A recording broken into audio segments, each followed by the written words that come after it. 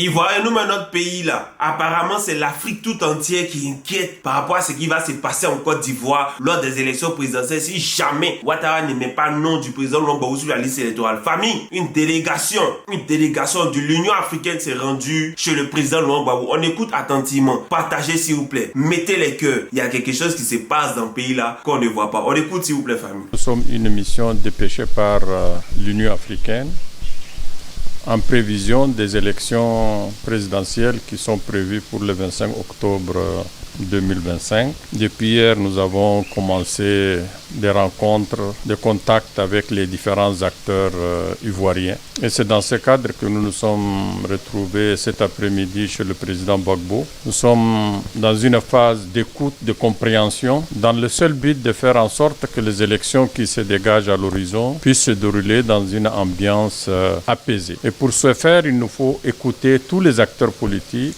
tous les partenaires, afin de voir dans quelle mesure l'Union africaine peut contribuer, peut apporter une contribution pour que la Côte d'Ivoire ne puisse pas renouer avec les démons du passé. Comme vous le savez, la sous-région traverse une période de turbulence. La locomotive principale, c'est la Côte d'Ivoire et tout le monde est jaloux pour que la Côte d'Ivoire, comme je l'ai dit, ne puisse pas connaître d'autres perturbations. Et donc nous continuons nos consultations. Nous venons de rencontrer le président Gbagbo. Nous lui remercions d'ailleurs pour tout le temps qu'il a mis à nous écouter. Nous l'avons écouté. Nous continuons les consultations et espérons qu'à la fin de la mission, l'Union africaine aura des propositions de solutions pour qu'on puisse sortir de ce qui apparaît comme une crise. Je vous remercie. Il n'y a pas deux solutions. Il n'y aura pas de quatrième mandat, en fait. C'est-à-dire que quand Gbagbo a prononcé cette phrase-là, ça a résonné là où ça doit résonner. C'est des petits activistes qu'on envoie à la télé pour pouvoir, c'est-à-dire que pour pouvoir mettre un peu d'herbe dans la mangeoire des moutons. C'est ça actuellement qui est en train de se passer. Mais le président Gbagbo était ferme. Il a dit il n'y aura pas. Il n'a pas dit